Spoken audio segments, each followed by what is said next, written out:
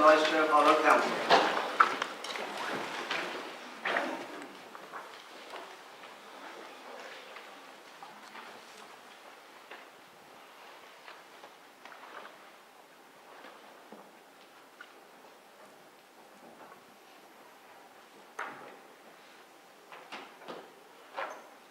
Good evening, councillors. Good evening to members of the public. I'd like you to remain standing for a minute again, please, for the silence and tragedies in Las Vegas and New York. We have a minute's silence, please.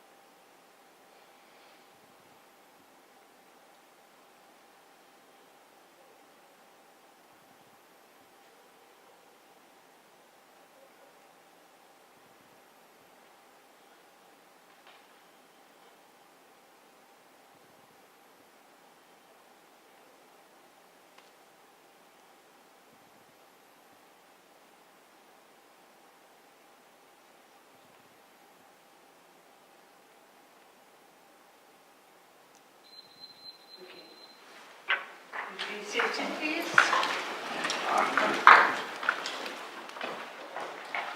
And before we start, I'd like to welcome Councillor Tony Edwards to his first council meeting.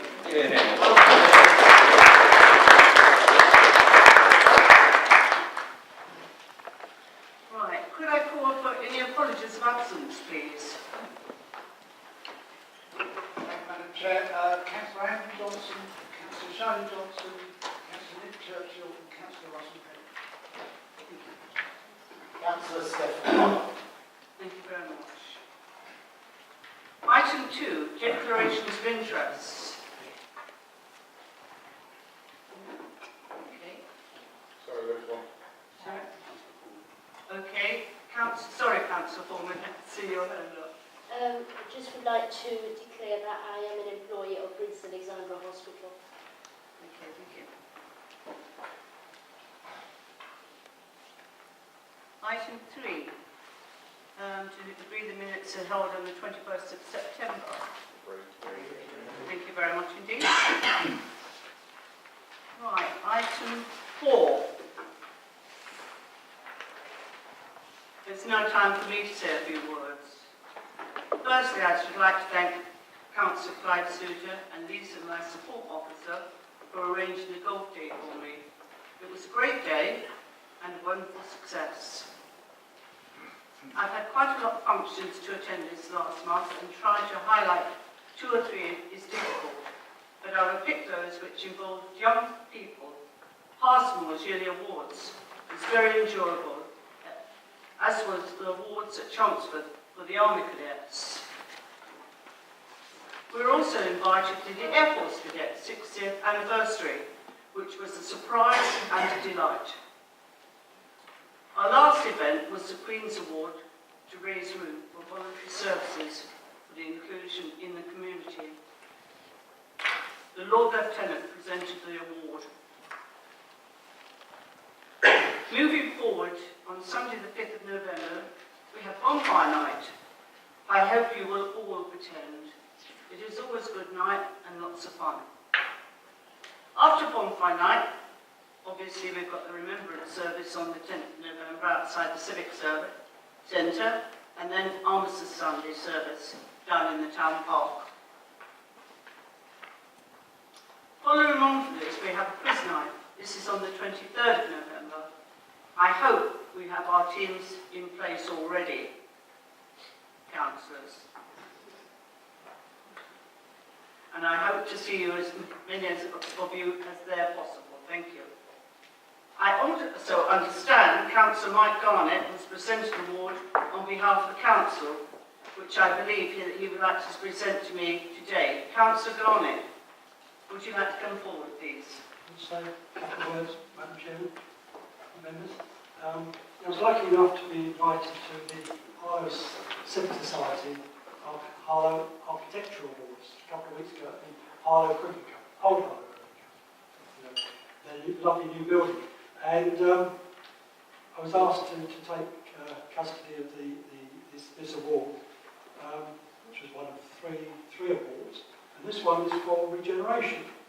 And it's the regeneration of the town park, which is, I think, almost finished. It's not finished, which really is a joint venture because it started with Tony and ended with Tony. Over a period of probably 10 years or so. And so it's been, the bandstand's been redone, the Pets Corner, Spurious, a new education centre, and the pond, as I understand it. So Harlow Council was awarded the Regeneration Award. So I'd like to come and present it to the chair.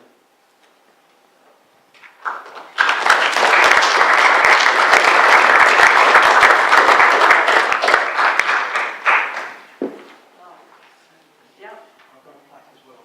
okay. The gold award for Spurious. Yeah, that's lovely. Thank you very much indeed. On behalf of us all, we thank you.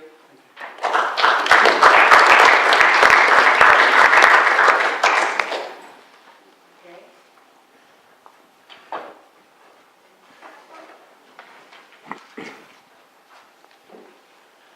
Right. Getting on to item 5, presentation of Civic Awards. Following the recommendations to the Civic Award panel, Richard Chiassaro and Ryan Lambert were both being presented with Civic Awards at annual council, but unfortunately were unable to attend the meeting. At the annual council, 2 award winners were unable to attend due to their work commitments. Therefore, they have kindly agreed to join us this evening. Could I ask Councillor Edmund Stevens to come up to present the awards that were awarded in her team of office, please? And now, Councillor Durkin, would you be so kind to read the citation for Ryan Lambert? Thank you, Chair, and thank you very much to your opening statements about the activities. It is a wonderful occasion, as you're the Chair, to all the meet and greets, but it is actually great to see great champions of Harlow being recognised by this council, and that's why I'm delighted to nominate Ryan Lambert, who is here tonight. Ryan is described, amongst other things, as being passionate, motivational, patient and encouraging. He has an extensive list of achievements over the last 2 years, including silver at the WUKF, which is the World Union of Karate-Do Federation, World Championships in Dublin. Ryan also took gold at the Essex Karate Club Cup in May 2016, gold at the Champion of Champions, ANA, Southern Open in April 2016, gold in the East of England Karate Championship in March 2016, and then 2 silver medals in November 2015 and at the UWK English Open in May 2015, and then finally gold at the EKC National Championships. All that is great, but on top of that, Chair, in addition to his own achievements, he is the chief instructor at the Kazen Martial Art Club, where he is and truly is a fantastic role model to the children and the adults that he coaches. The dojo has been open for just over a year, and Ryan has grown the membership to over 50 members. This award by Harlow Council is in recognition of Ryan's commitment to support, and we're absolutely delighted to nominate him tonight. Thank you, Chair.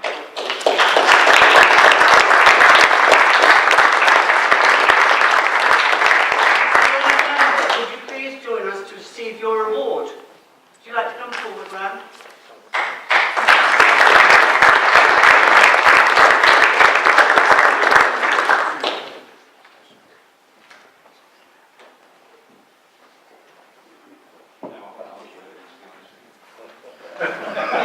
No, he's my best man.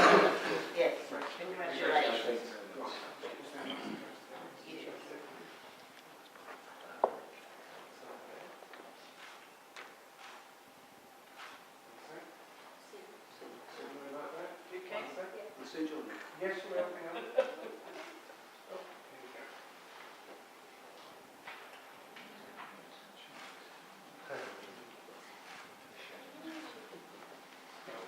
Oh, no. That's really shallow.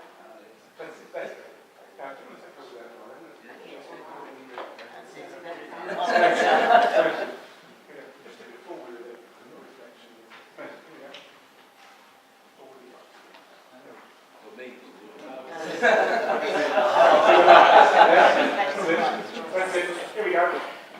Right, here we go. Thank you very much.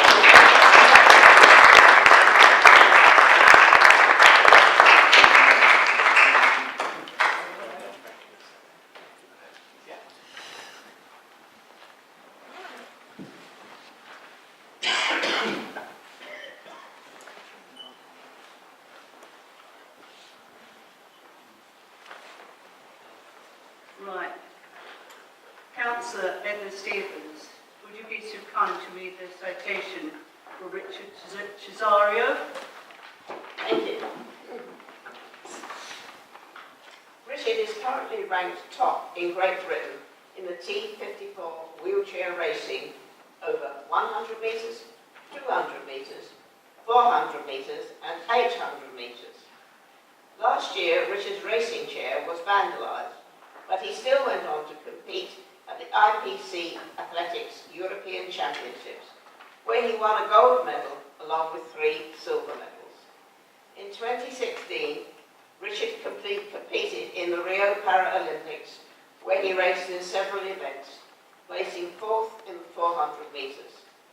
This year, Richard competed in the World Para-Athletics Championships, where he won a bronze medal. Richard is also involved with all ability sports and leisure, where he is a role model and coach, undertaking athletics and wheelchair basketball training. He also plays wheelchair basketball for Essex Outlaws. This award is in recognition of Richard's commitment to sport. Well done, Richard.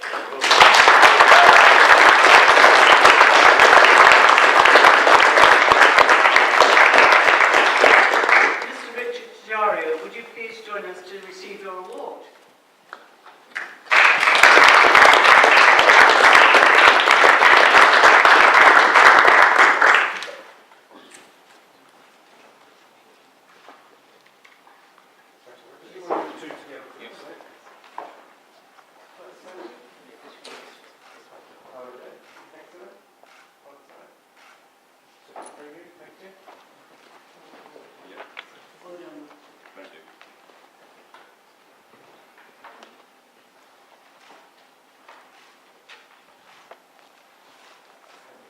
Stay there. Right, let's get you back to do one that everyone's here.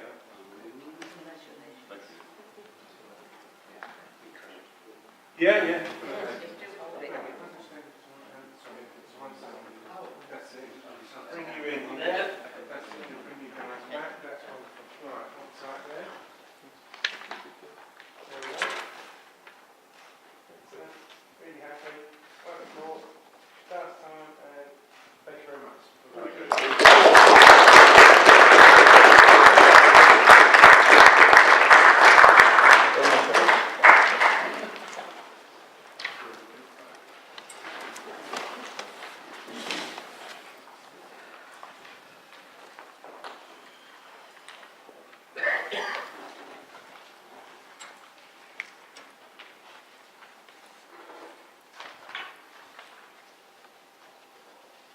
Right. Item 6, petitions from the public. There are none. Right, questions from the public. We have some questions from the public. And could I please, we have 3 questions from the public. Could I please ask Mr. Patrick, would you please approach the lectern, please? So, yeah, I'll read the question, yeah?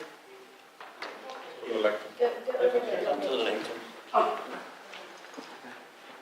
Would you like to read your first question, or would you like to take it as read? I will read it.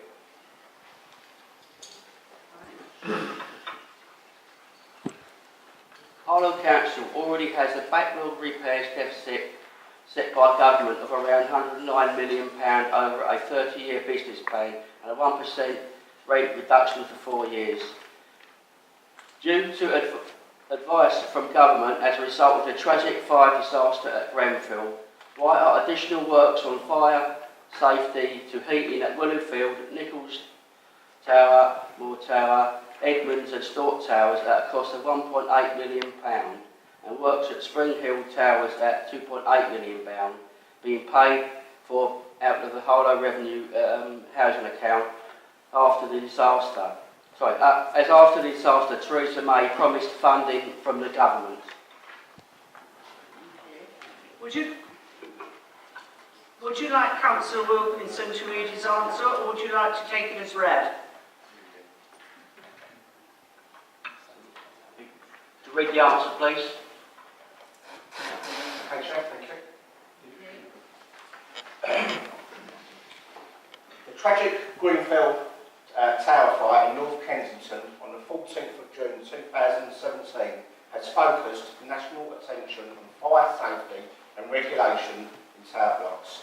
Whilst the council's tower blocks are considered inherently safe, a national public inquiry has commenced which will consider the cause of the fire, tower block design, construction and the scope/adequacy of the relevant regulations relating to high-rise buildings.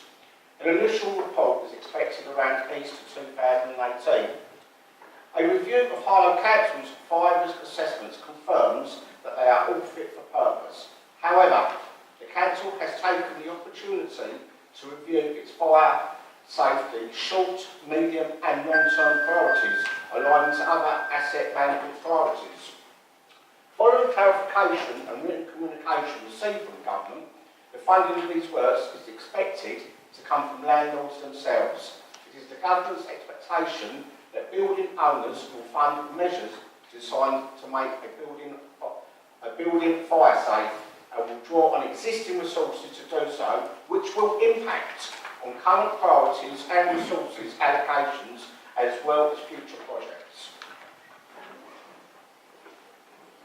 Mr. Patrick, do you have a supplementary question you would like to ask? Yes, please. Yeah. Will the council be making an impact assessment on how much that these extra costs will cut back on other services? Yes, I do. I believe we will do such an impact study. Thank you. Mr. Patrick, would you like to read your second question, or would you like to take it as read? I'll read the question. Reduction in benefits to non-working families and a reduction in Essex County Council support may have adverse effects on tenants to pay rent. Also, government's homelessness reduction bill will have extra costs to the council. What measures is the council taking to help reduce this effect, and what are the additional costs to council? Would you like Councillor Wilkinson to read his answer, or would you like to take it as read, Mr. Patrick? Councillor Wilkinson to reply, please.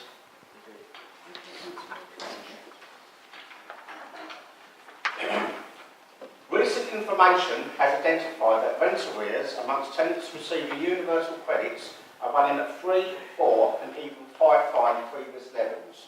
The council continues to support affected tenants in a proactive way while working jointly with support agencies and the Department of Work and Pensions to support clients through drop-ins and benefit tax support days held at the Job Centre in Harlow. In addition, a new arrangement with the Citizens Advice Bureau has been established to provide money advice where required.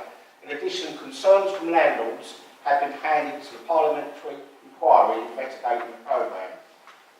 The funding of supported housing funding from Essex County Council ended in April 2017. The Scrutiny Committee, as part of its review, has assessed the potential impact of this cessation and have recommended to Cabinet users in receipt of this service either stop or pay a service charge. These charges, where adopted, were passed on to service users stroke tenants on a phased basis of 2 years for dispersed alarm users and 3 years for sheltered housing tenants. While some users have stopped using the service, a number have continued to request the support service. Tenants have been supported through the implementation of this charge with personal visits from the supported housing officer to ensure maximisation of income through benefit consultant, and where appropriate, tenants have been referred to charitable organisations, for example, the Royal British Legion for ex-servicemen who will support its members. The Homelessness Reduction Act seems to place more duties on local authorities to take steps to prevent families and single people becoming homeless. The key element is to intervene to prevent homelessness at an earlier stage as a statutory requirement. The new provision will have potential financial implications for the local authority, which is still to be costed, awaiting guidance from the government. The guidance is expected to include implications for IT, the use of temporary accommodation costs, enhanced legal processes, and likely to indicate an increase of homeless approaches. The government is intending to provide local authorities with additional funding for the proposed implementation of the Homeless Reduction Act.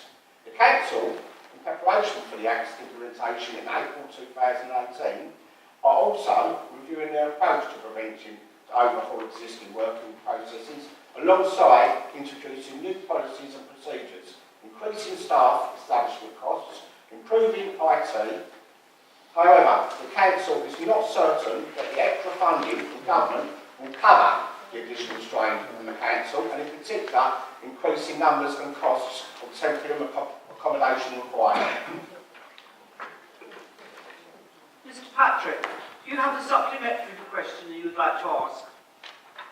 Yes. Will Council be following on the implications of these changes and any dangers to people in sheltered housing or becoming more homeless? The Council, as I've already stated, will hopefully try to pass this on in a measured way within guidance from the government. Thank you. Thank you. Thank you, Mr Patrick. Could I please ask Mr Rogers, would you please approach the lectern? Thank you, Chair. Mr Rogers, would you like to read your question, or would you like to take it as read? I'll read it out, thank you. Thank you.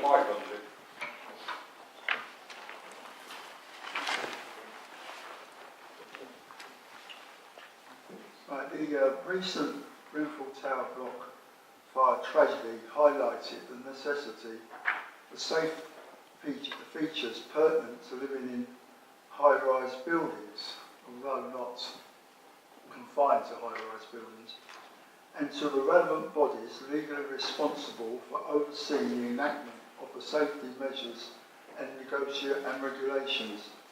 However, high-rise blocks previously used solely for offices, but which have been entirely converted to residential accommodation, are exempt from these regulations.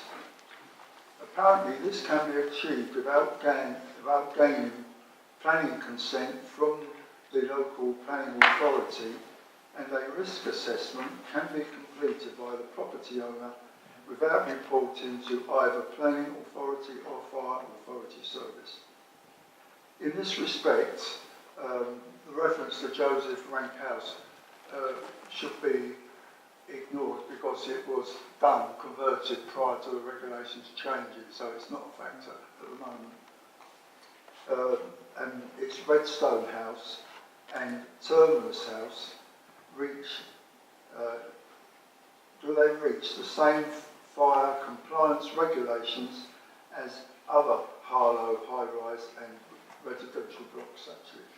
Subject to the same fire inspections, constructed to resist fire spread or explosion, have smoke, fire, alarms installed, stairways designed to be safe for escape or evacuation routes from the buildings, and are dry or wet riser sprinklers installed. Have the owners of these buildings, and I think we can add Lambert Pearson to this list, brief the council in any way about these issues. Lastly, has or was the redevelopment of these buildings taken into account in the fire authority consultations that have resulted in the withdrawal from Harlow Fire Station of the aerial ladder platform? Thank you, Chair.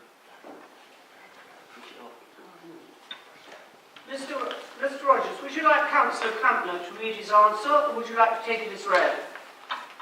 I prefer Councillor Crampner read his answer, Chair. Okay, fine.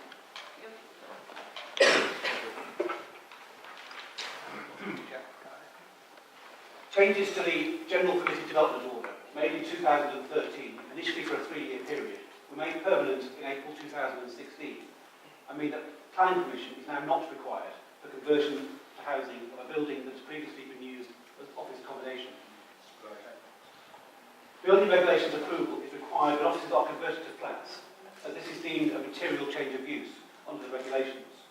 However, the developer need not approach the council for approval, as approval can be given by an approved inspector operating in the private sector. The person or organisation managing such a building is responsible themselves under the Regulatory Reform Fire Safety Order 2005 for making a fire safety risk assessment for the common parts of the building, identifying hazards and taking measures to be taken, managing identified risks and implementing remedial measures. Fire and rescue services are responsible for enforcement of the requirements. As you've noted, the use of Jersey Frank House was changed some time ago before changes to planning law. The owners obtained planning permission from the council and applied to the council for building regulations approval. The council was satisfied that the changes complied with the building regulation requirements in force at the time. Planning permission was not required, however, for the conversion of Redstone House and Turner's House to residential accommodation, and building regulations approval was sought from approved inspectors and not the council. Turner's House is currently undergoing conversion. Officers have consulted Essex County Fire and Rescue Service with regard to current compliance with the regulations for the fire safety order in all 3 buildings, and on any influence their conversion has had on the decision regarding the location of an aerial ladder platform at Harlow Fire Station. I am advised that all 3 buildings named will be subject to exactly the same fire inspections as those owned, for example, by the council. Each went through, or is going through, the building regulations process and was converted in line with the building regulations, which means that they would have the same provisions in place as purpose-built flats. Fire Safety Officer of Essex County Fire and Rescue Service have recently inspected the common parts of 2 of the 3 buildings in line with the service's inspection programme under the Regulatory Reform Fire Safety Order 2005, and letters of compliance have been sent to the responsible persons. The remaining building is still undergoing the conversion. The question regarding the aerial ladder platform has been directed to the station commander for Harlow Fire Station for a response, and I'll provide an updated reply when this response has been received. Mr. Rogers, do you have a supplementary question you'd like to ask? Yes, Chair, thank you. It's on the status of the approved inspectors. I mean, are we to understand that they have the same level of expertise as our own in-house officers in dealing with these issues with years and years of experience behind them? It would appear that as they operate from the private sector, that there is more than just, how can I say, enforcing the regulations involved here. They also apparently have to make a living doing it. The last point I'd like to make, it's not really a point, is that I'd like to thank Lisa Fournette for her help and assistance in Mr. Rogers? putting it together. Councillor Crampner.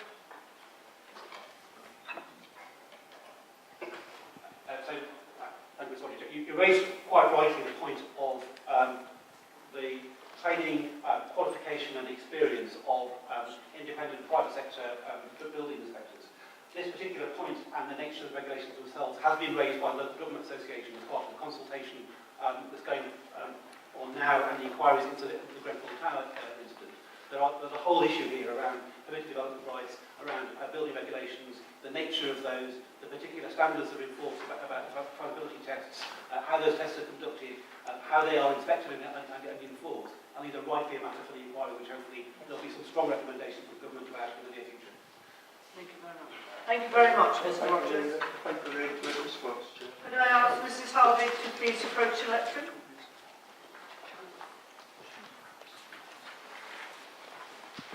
Mrs. Harvey, would you like to read your first question or would you like to take it as read? I'd like to read it, thank you.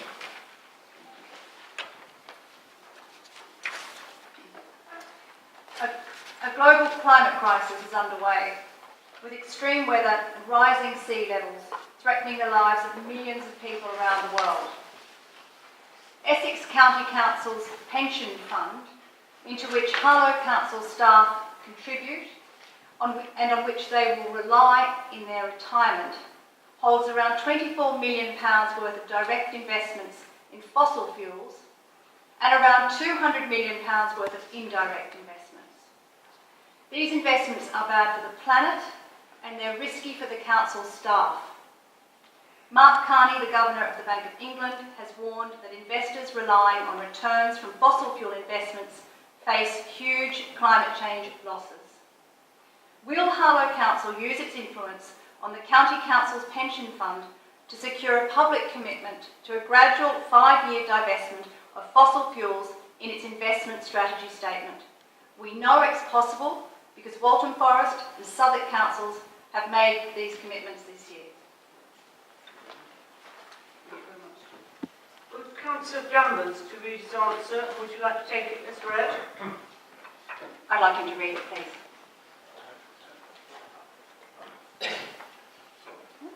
Thank you. Yes, I'm quite prepared to ask Essex County Council to do this. There's quite a problem with pension funds generally, and it's driven, in my opinion, by outdated ideology of infinite growth.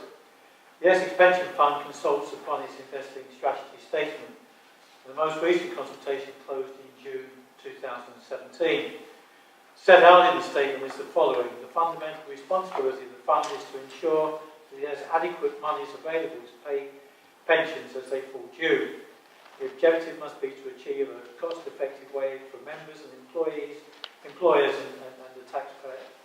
However, in reaching decisions, the fund must comply with its fiduciary responsibilities.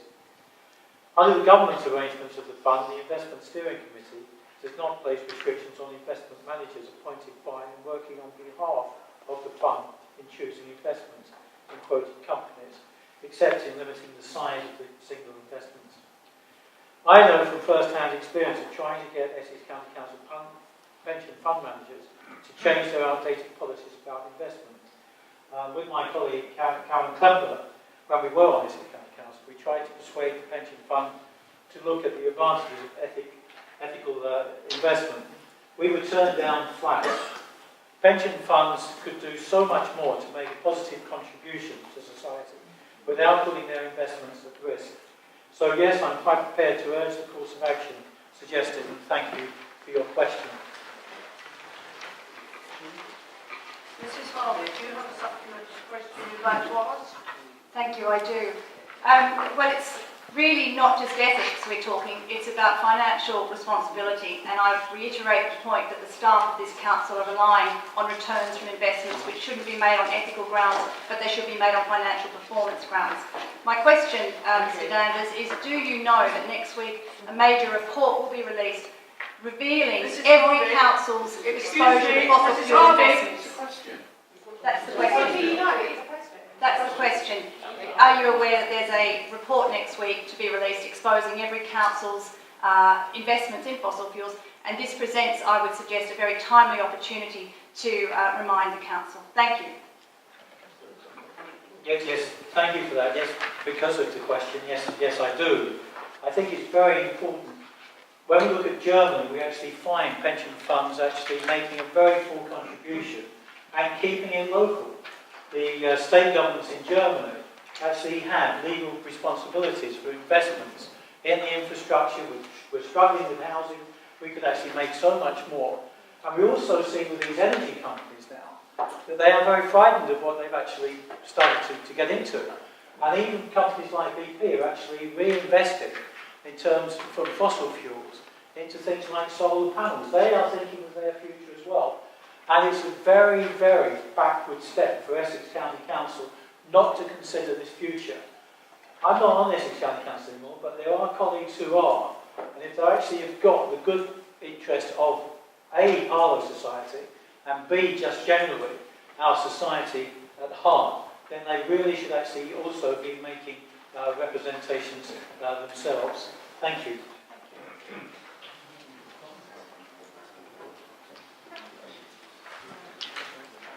Item 8, questions from councillors.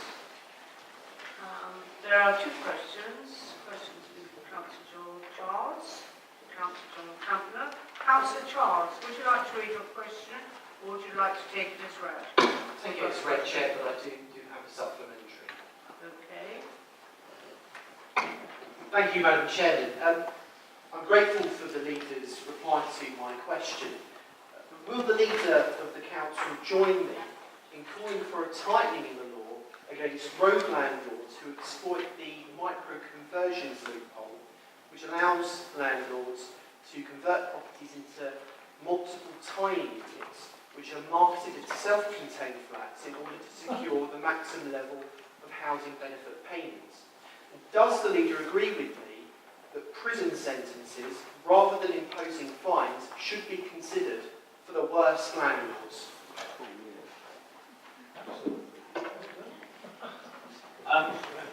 So I'm happy to agree that the regulation of the private renting sector is wholly inadequate in a number of regards, whether that's letting fees, renting increases, maintenance of properties.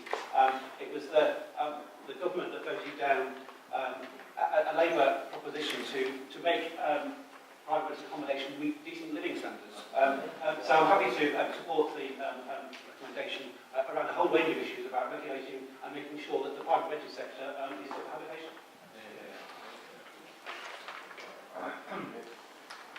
Councillor Charles, would you like to ask a second question, please? I'm happy to take the question as read, Right. Chair, but I do have You a want a supplementary. supplementary? Councillor Campbell, please. I'm happy to answer the question. I beg your pardon. I beg your pardon. Please accept my apologies. Councillor Charles. Thank you, Madam Chairman. Again, I thank the leader for his response to this important question that I think all members are concerned about. Irrespective of the reply, obviously there have been historical issues of antisocial behaviour in the town centre, and we all agree there needs to be a zero-tolerance approach to antisocial behaviour in the town centre. Does the leader of Harlow Council agree with me that the town centre area action plan issues an options consultation that was presented to Cabinet in October should also consult on and include a range of options to improve community safety in the town centre?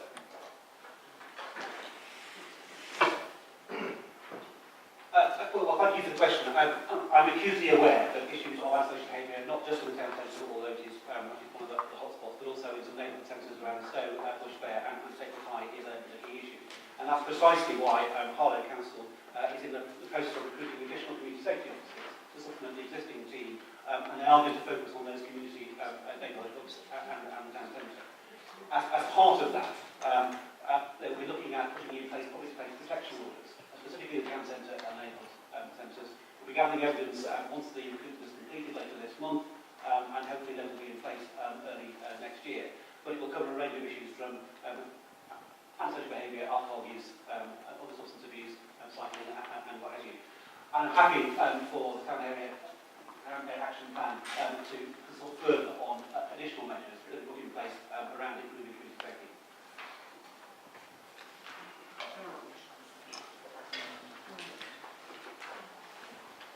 Item 9. Motions from councillors.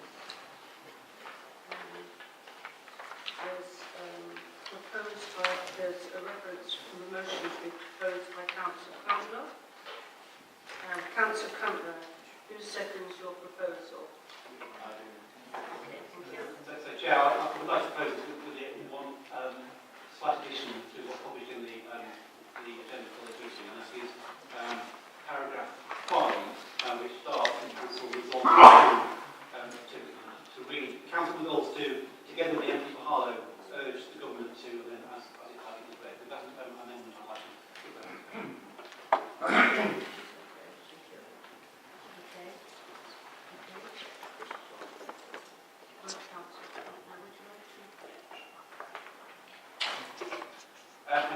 The problems of Princess Alexandra Hospital have been well documented, ranging from significant issues with the physical fabric of the building, issues with recruitment and retention, and the fact that PH is the worst performing in the country when it comes to the national 4-hour standard for A&E. The causes and some of the potential solutions are wide-ranging and cover such areas as broad investment in the NHS, nurse training groceries, key worker housing, the tariff payments for A&E admissions, and of course these are all subject to a wider political discussion. I do, however, want to focus tonight on the specific issues relating directly to Princess Alexandra Hospital. What is clear is there is an urgent need for investment to address the immediate infrastructure problems, and this needs to be done now. Some of the particular issues are noted in the wording of the motion, including water ingress and sewage coming into wards and operating theatres. But that significant, and it is a multi-million pound investment to stabilise the current fabric, is just a relatively short-term stopgap. Due to the constraints on the current site, the fact that PAH provides acute services to a broad area of West Essex and East Hertfordshire, and that there will be significant growth in and around Harlow over the coming years, there is a need for a new hospital as part of a wider health campus. For a number of years, all the relevant public authorities in the area have been speaking with one voice. The previous and current senior management of the Trust, both West Essex and East Herts clinical commissioning groups, Epping Forest, East Herts, hospital councils, and of course ourselves, have had meetings with government ministers, Department of Health, NHS England, and others. The time is now right to make that final step for government to provide relevant funding, both to address the immediate problems and the longer-term needs and aspirations for Harlow. I move this motion. Right. Would the seconder like to speak now? Thank you, Chair, for allowing me to speak a second about it. I'd just like to widen the scope slightly in this motion because I think it's going to be very odd if people disagree with this particular motion.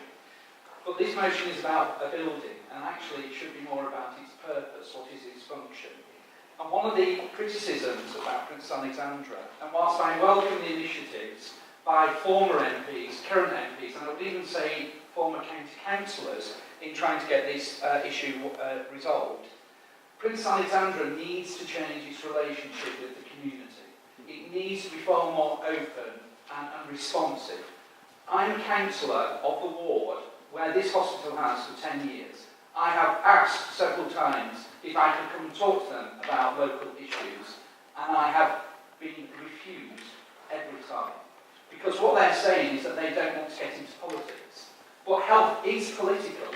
It's not an ideology. It is everything that we do in this chamber makes a difference to our local community. Housing makes a difference. Regeneration makes a difference. The town centre makes a difference. The town park makes a difference. So they need to change their relationship to make sure that we are one strong, united voice with common endeavour, as we say, to make the difference, to make sure that we have got the right facilities moving forward over these issues. Investment is for the future, but as the leader said, investment is required now. But it's not always about money, it's about having the opportunity to look at new ideas. Let's look at what Basildon are doing. The vast majority of people who go to a hospital go to the outpatients department. Basildon are moving their outpatients department into the town centre, therefore releasing a lot of space, a lot of time, and actually making efficiencies over that. Why is it that Princess Alexandra still expects people to go and have their blood tests at Princess Alexandra, where actually we could set anything up at any particular time? We have got a redundant building, Sydenham House, that is being built and never opened, that was for that purpose. We also see it in Southend. We've got this idea that we're going to rent out people's back bedrooms. But Sydenham House is there, so the commissioners need to work with the Harlow Hospital to make those changes, and they can make them now over these particular issues. Nick Hume, the CEO of Colchester, quoted, "Why does it take 2 minutes to book a flight, but it takes 20 minutes to get through to the hospital?" We need to be smarter, we need to be doing things better.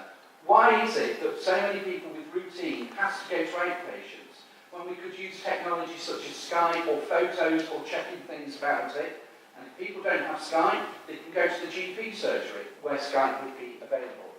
The solution to this, which we welcome in this endorsement of this motion, is through the Sustainable Transformation Programme. That does allow us the unique opportunity to revisit what we do and why we do it.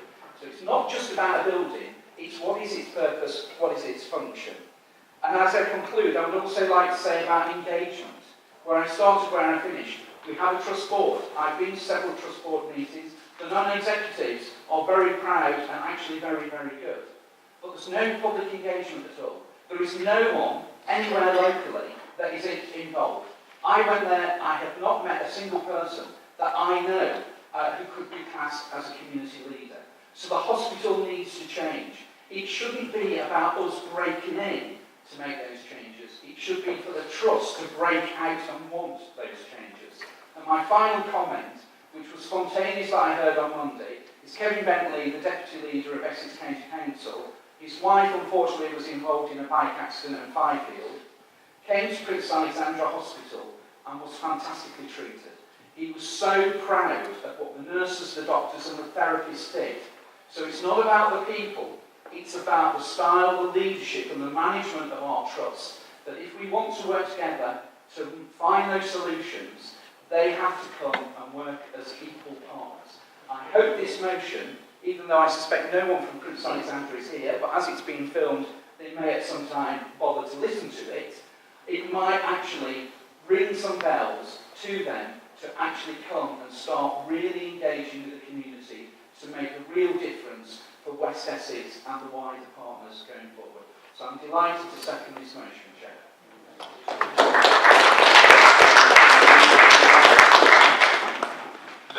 Madam Chairman, I welcome the opportunity to speak on this motion tonight. Health and social care matters are two of the most important issues for local people. Setting out a right mix of long-strategic vision, long-term strategic vision, backed by the right mix of investment and infrastructure, needs to be agreed as a priority to ensure we complement the regeneration agenda in our town as Harlow continues to grow. I think it's important to begin by recognising the work of all health and care professionals working at our hospital, some of them here tonight. They are the front line, determined to transform health outcomes in our community. It hasn't been easy for them, and morale did take a hit when last year the Care Quality Commission rated Princess Alexandra Hospital inadequate. It's important not to dwell on the past though, and the Trust is not doing so and has moved quickly to look at the future, showing great determination to turn things around. We must back their efforts and show that we are willing to stand shoulder to shoulder with nurses and doctors in our town who are working to ensure everyone's well-being is put first. Looking at the Trust website, great work is being delivered. PAH is leading a new approach in transforming how end-of-life care is provided for patients, and their approach has been nationally recognised as inspiring. It's also good to see that the hospital's patient-at-home service has won widespread praise and is now in the running for a prestigious national award for excellence.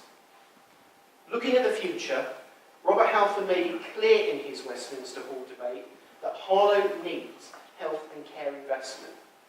Securing capital funding for a new health campus, bringing together accident and emergency services, GP provision, social care, physiotherapy, and a new ambulance hub to meet our modern health and care needs. This was the focus of the CQC inspection in 2016, which highlighted the hospital environment is one of the top risks for the Trust, and the estate requires millions of pounds of repairs. Robert set out a compelling case for a health campus in Harlow, and this council should work on a cross-party basis to support such efforts. One of my key interests is social care provision. Last week, Harlow was named as Britain's most rapidly ageing town, second only to London. The number of people aged 90 or older has more than doubled in our community during the past 15 years. the challenges of an ageing population are growing. So I welcome plans to incorporate social care provision in the campus, delivering a join-up of key services locally to drive better outcomes. I think the campus model will also encourage increased recruitment and retention of staff.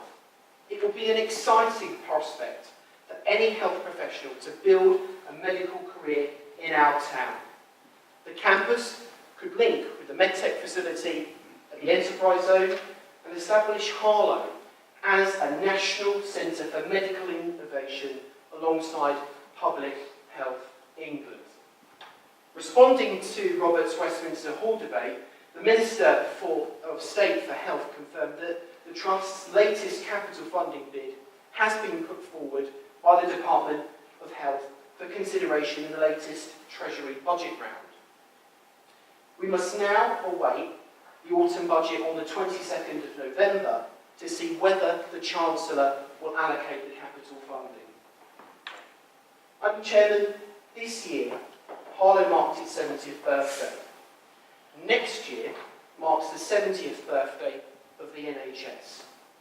It would be a fitting tribute to mark our shared histories, to lead the nation in developing a new health and care consensus around a campus model that will deliver the well-being needs our community will need for the next 70 years and beyond. Thank you, Madam Chairman. Is there anybody else that would like to speak? Councillor Foreman? Thank you, Chair. As you know, I work at the Prince Alexandra Hospital. I've been there for 26 years, and it's changed over the years. Unfortunately, the way I see the hospital being run, or the NHS being run, is about business, not service. We've got to remember, it is a service we are actually providing to the public. It's not something that we are doing to make a profit. Unfortunately, the Health and Social Care Act hasn't helped at all. So really, our MP need to actually lobby for us to make sure the government review this, because at the moment it's all in. We are in trouble with the NHS. We haven't got any money, and GP are being forced to send people out to private care. And if you don't know where we get our money from, it's by you people come to hospital and get treatment. And these are the kind of things we need to look at. Also about nurses, we can't retain any nurses. Every time nurses we are recruiting, last month, 70 staff were recruited, 70 staff left. So we cannot retain anyone. The reason is we do not have enough money to provide proper care, and that's the problem. And if the government doesn't help us, we will never get better. As for bursary, student nurses, we want a new hospital. We want student nurses to come and learn in our hospital. Tell me, who will pay to come and work? Because that's what the government's done. Because student nurses have to do shift as well. They do nights, they do early, they do late, as well as studying. And they've been asked to pay for it. I mean, if I wasn't a nurse now, I wouldn't have applied to become one. Because there's no way you would expect someone to pay to work. These are the kind of things our MP need to look at before we get a brand new building. It'd be good to get it, but we really need to have the staff to run it. Without them, there isn't going to be a hospital. Thank you very much.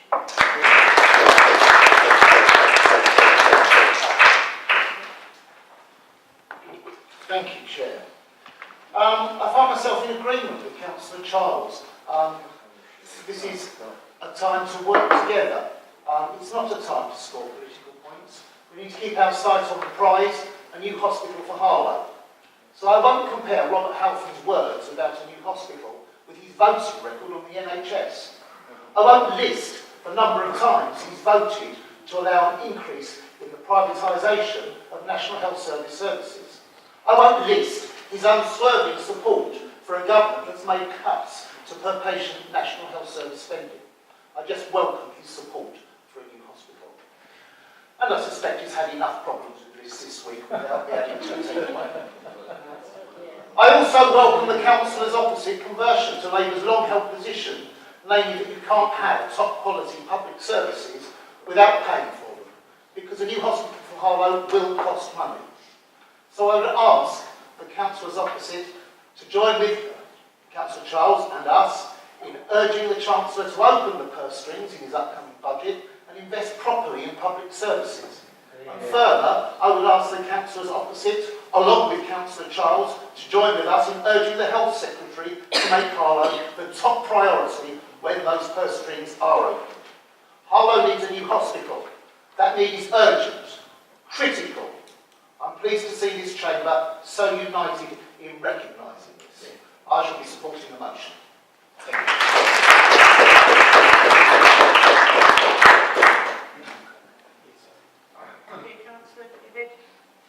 Thank you, Madam Chairman. Thank you, Madam Chairman. In Robert Halfon's speech in Westminster Hall, he said that the hospital, completed in 1966, serves around 350,000 people living in and around Harlow. Its nurses and doctors work tirelessly and do all they can to achieve the needs of the patients. But with the deteriorating infrastructure of the buildings, the staff are stretched and retention is an ongoing problem. He also said he would like to praise the trade unions led by two people from the administration of Harlow Council, and he named them as Tony Durkin and Wayne Foreman, whose aim is to improve the quality of the hospital, care and services for the staff. So I'm pleased to support the motion, and again would like to say we can achieve anything working together as a council in supporting Robert Halfon, our MP, in giving us a new facility which would be in keeping with essential. I would also like to comment on the recent report which has highlighted that fraud now costs the NHS over £1 million a year. That's more than enough to build a new hospital, or even 6,500 new top quality council houses. So I hope we can all condemn this and badger those in power to deal with this as a major priority affecting our NHS. I support this motion. Thank you.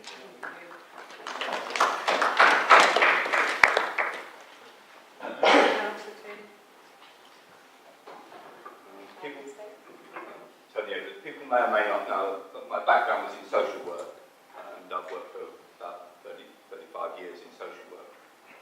One of the issues, I mean, I totally agree with the model that's being suggested by the Councillor Charles in terms of there being a model which incorporates both health and social care. However, what I would say is that in implementing that model, there needs to be a fundamental review of the funding sources in terms of health and social care, going right back to the 1948 National Assistance Act. In terms of the 1948 National Assistance Act, that separated out health funding on the one hand and social care funding on the other hand. And we know, I was looking at the local authority magazine that came out recently. If you look at that local authority magazine, you will see right the way across adult social care, there's huge pressures on those budgets. And we need to be moving, and I would hope that we could get eventually cross-party support.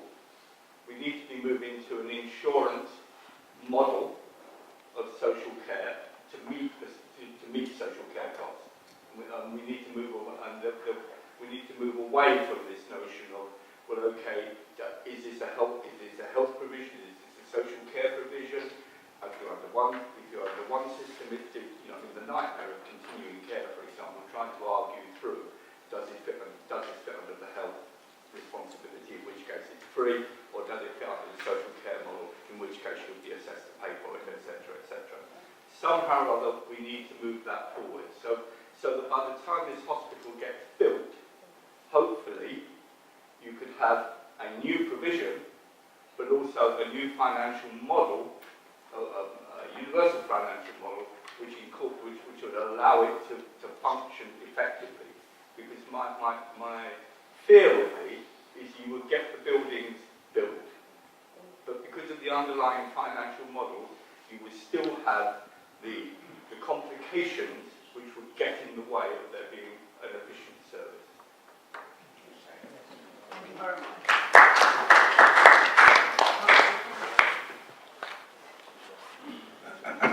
Thank you, Madam Chair.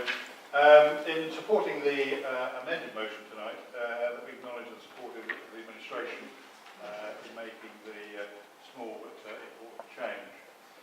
A unanimous motion by the Council, as has been referred to quite a number of times tonight already, sends out the signal that we are all concerned with the health of our town and the provision of the best possible health services. It signifies to various health authorities where our agreed priorities lie and strengthens the argument that our MP Robert Halford can actually make to the government. It's clear we're all agreed on how important the health service is.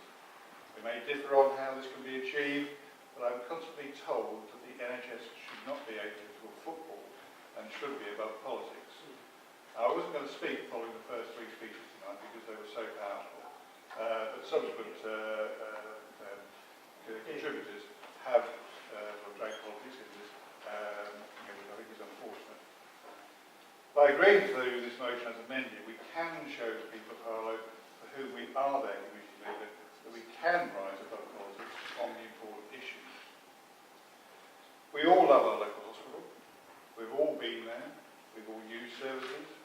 I've been there as a patient to use services or as a visitor.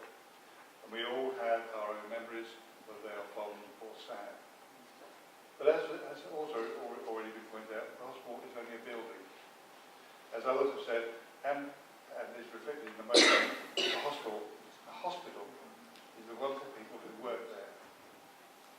In Mr. Halford's recent speech to Parliament, from which this motion is lifted in its entirety, goes on to praise the work of two of the members opposite, who have already been mentioned. But they, the staff, and we, the users, need the best possible facilities by which to serve us. The current buildings are past the sell-by date, but I need to be careful here because I remember watching the foundations being and seeing how medicine is delivered has moved on enormously in that time. We are looking some way into the future for a new hospital, but the sooner the right decisions can be made, the better for us all. Thank you. Is there anybody else wish to speak? Right. Okay. Councillor Becker.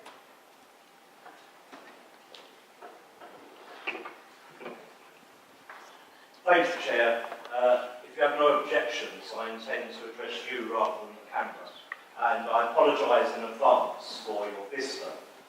I rise to support the motion and acknowledge that since time immemorial, it's been the duty of the incumbent MP to make the case for the health service and the hospital here in Harlow.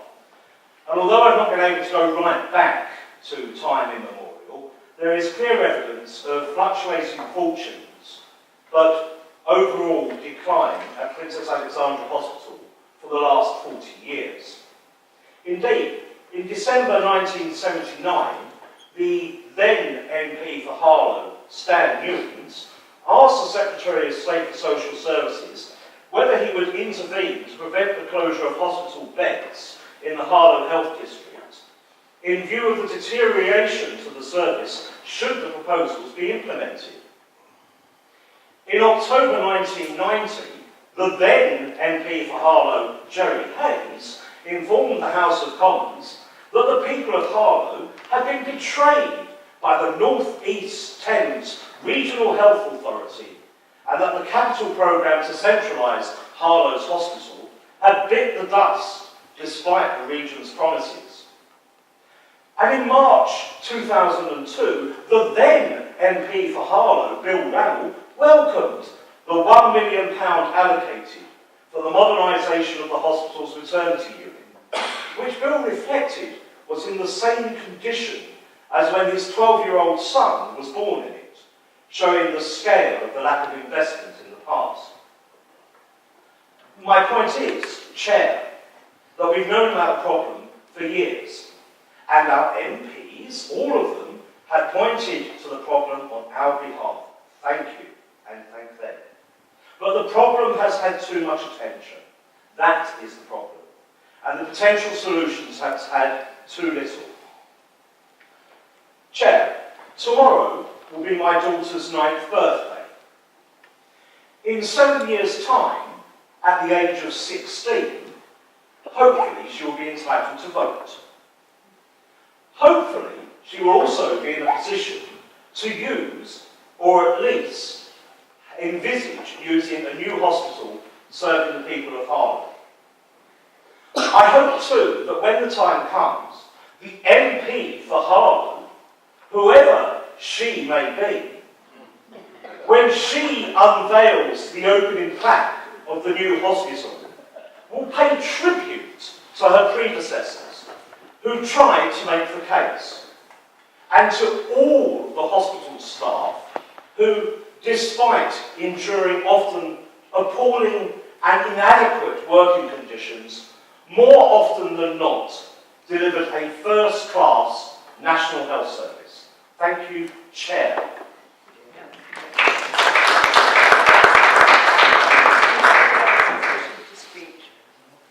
Okay. Councillor Captain, would I like to, can I ask you now to sum up, please?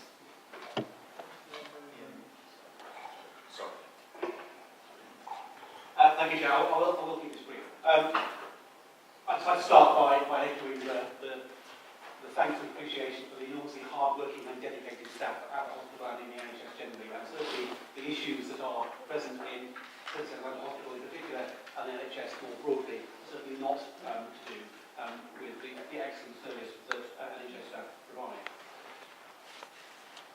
I'm just going to just echo the point that Councillor Charles made about cross-party working. That's absolutely characterised what's gone on in terms of speaking of one voice that I addressed in my opening remarks. I had a conversation with Linda Hazy, who's the Conservative leader of East Hearts Council, on Monday, and she'll be taking this motion to her executive as it is. And all the local councils, whatever their political colour or control, have focused on this one objective. And because of that focused single voice, I am hopeful that the budget will allocate capital funding for the immediate improvements that are required to stabilise existing hospital. Getting to the next stage of a new hospital as part of the broader campus, as the motion says, is a more ambitious target. And certainly, as the motion says, I will certainly be working to support the Trust in developing their business case. And that, indeed, I'll be seeing in my role as part of the community leadership, the Chief Executive of Hospital Trust later on this month. Thank you, Chair. I urge everyone to vote. Thank you very much. Now, if we're all agreed, could I have a show of hands, please? Are we agreed?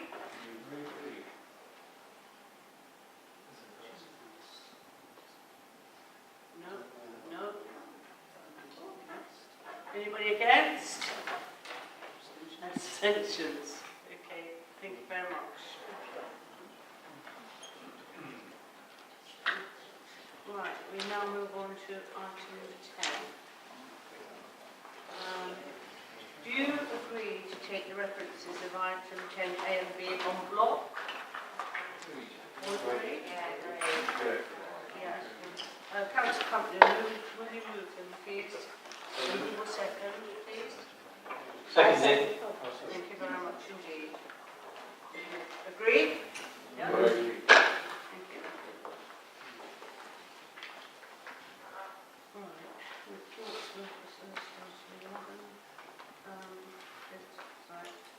Councillor Campbell, item 11A, please.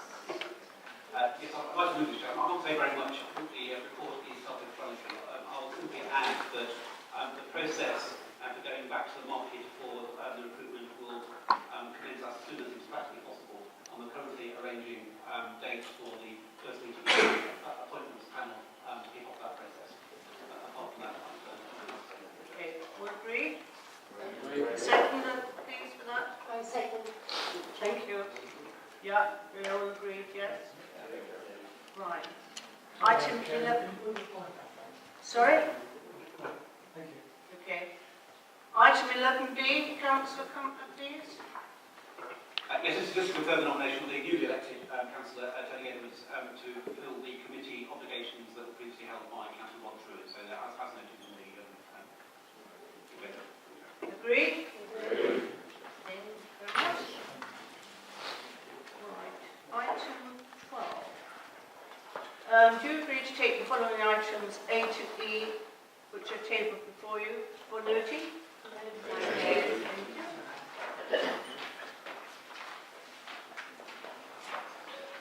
And are there any matters of urgent business? No? Thank you very much.